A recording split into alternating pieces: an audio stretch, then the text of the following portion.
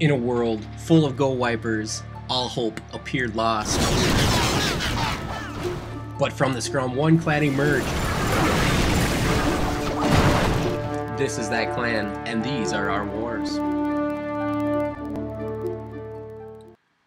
What's going on, guys? It's Patrick, aka Loach from Clan Warroad. Gonna bring you 4 attacks from the latest war we had with the Crazy Canucks. And the first one comes from Milo, who put together a sweet GoVaLaLoon attack for us on this base right here. And he's coming in with a 2 golem entry from the left side. And he had brought a ton of wizards because there are just all of these structures on the outside that need to get cleared out.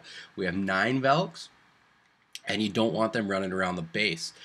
That's going to ruin this attack, obviously. So the poison comes down. We're taking care of the clan castle on the fly. And we have 2 jump spells. One to get into the second chamber of the base. And then the second one right here, look at this, bridges all of these chambers with great value in each one of those chambers. So those Valks on rage and heal make it all the way to that middle chamber. And I'll just let them do the talking here.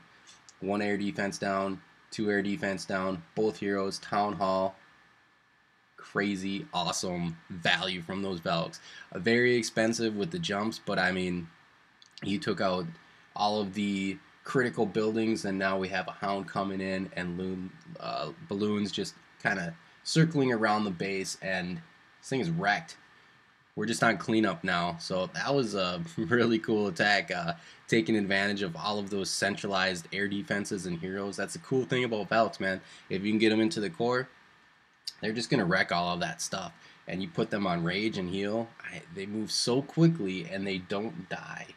So very fun to watch. Really exciting attack right here. Looks like we got a couple of corner builder huts. This tactic with that time going down to 3 minutes is sneaky good once again. But we have plenty of a time in this attack. That's the other cool thing about the Valks, is they move very, very quickly. So your attacks aren't, just lumbering along. But anyway, very nice work, Milo. Fun to watch.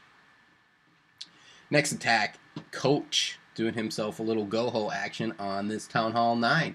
Coming in from the left side with 2 golems.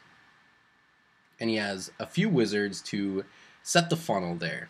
And obviously the goal here is to get the clan castle and the enemy queen. We like to see our entries come on that queen's side.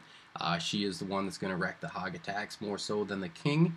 And we are slowly moving into the base. We bomb ourselves in, and I think we got to jump here in a second. And the king is going to help out that poison, take care of... Looks like we're just a little forward on the poison. We missed the wizard and the witches there.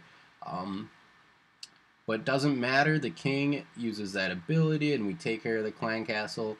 And with that portion of this raid done, with tanking still kind of happening, we are going to go ahead and deploy the hogs, and we are deploying them very, very patiently because we are fishing for bombs, and there go 2 of them. We are free to unleash more of the horde after those bombs are destroyed. Very carefully working his way through the base, and once that hog group splits off and heads to the core, we can dedicate another heal and obviously a poison for those skeletons to them. Good thing he had 2 poison spells, right? We talked about not using 2 poison spells on that clan castle because it's a waste, and it worked out very well in this raid because all of those skeletons are now trashed. It's all about the cleanup here. These hogs are going to get it done. Well done, Coach. I love the patience, fishing for the giant bombs. Saving the spells for the core where all of the damage is going to be incoming the most, and even had himself a couple of cleanup wizards. So let's look at where we deployed our cleanup troops. Okay, let's talk about this. So this wizard went right here in the middle. That wizard belonged right here on this gold storage. He would have moved up here to this barrack. This Darts looks drill. He'd have moved up, and everything would have converged in the middle. But instead, this wizard's going to start making his way up, and these hogs are going to meet them in the middle, and now they're going to have to run back and go and clean up some more. So we always are dropping our cleanup troops on the edge of the trash rings. That makes everything meet in the middle. It's the most efficient deployment. See, this wizard had to run all the way back now to go and take care of these buildings, and this archer is not going to get this gold sword. So I've talked about that quite a bit here, but just something to think about, man. We don't have a whole lot of time in these attacks. Cleanup is almost as important as that clan castle lure, as important as deploying your kill squad right, as important as getting your funnel. You have to do all of those steps correctly, but I digress from the fact that this was a great attack. Just a couple of picky things we can look at for next time, and that gold storage. To see that Archie couldn't even finish it off. What? Another building. Done. Okay. How much time did that attack take? I'm looking. Yeah, that was down to the last second there. So holy crap. Those corner buildings. Gotta watch those. Sneaky, sneaky, sneaky. Next attack was by King of Thieves. If I can find it here. There we go. And he is coming in here with a little Town Hall 8 GoVaHo. And we're going to start with a clan castle lure using one hog, and we're going to use this corner builder hut to draw, and that dragon right there is going to do it. So what's the key here? Those barbarians get out in front and distract that dragon from hitting our dragon, right? So our dragon has the advantage. He's not getting hit. He has the health advantage. So the barbarians do a great job of distracting right here. And his dragon's going to fly in and take out 2 or 3 more buildings. It's not going to last long because of their defense, but what an awesome way to kill the clan castle.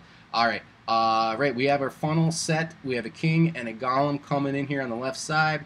Okay, free the Valks. And they kind of do, they go left on him. He didn't bring a jump or a quake or anything, so I think he was just going to roll with whichever way the Valks were going to go, and that's cool.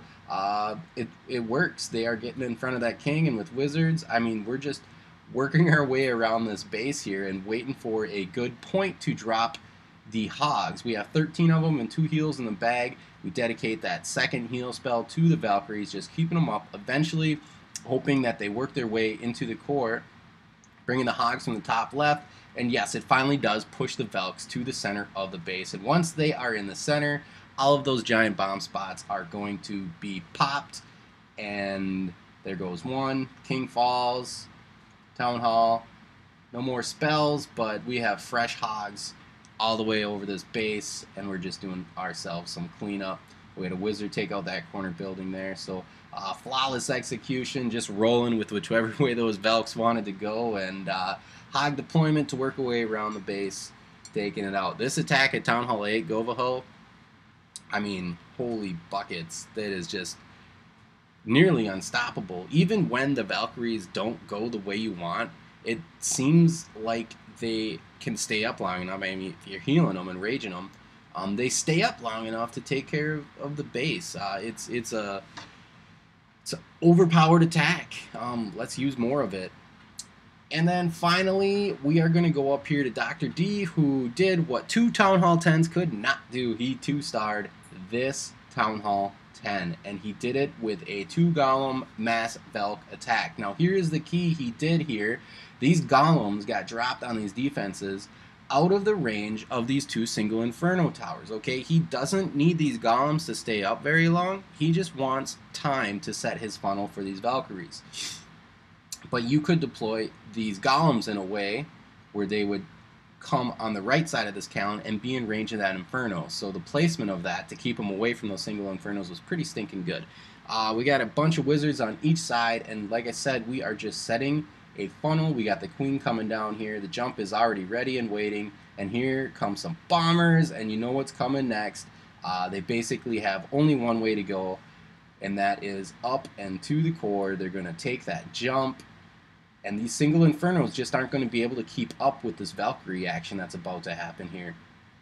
Clan Castle gets drawn, we got heroes, and it's going to get really hard to see things, but screen is shaking, bombs are going off, infernos are still up, not anymore, there they go, poison the Clan Castle. That was, I mean, it was just absolute madness in the center there, but we had the poison, the heal, and the heroes right behind to take care of the Clan Castle, and our Valkyries emerge victoriously. We even have a backdoor jump here. He really went for it, man. That was pretty slick.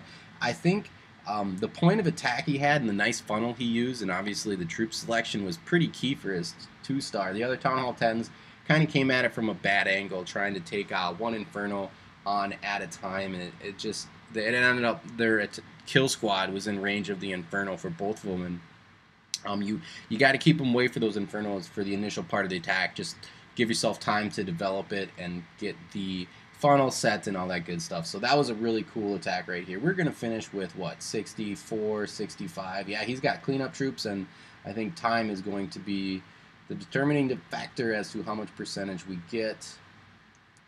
68% 2-star on a pretty solid Town Hall 10. Very nicely done.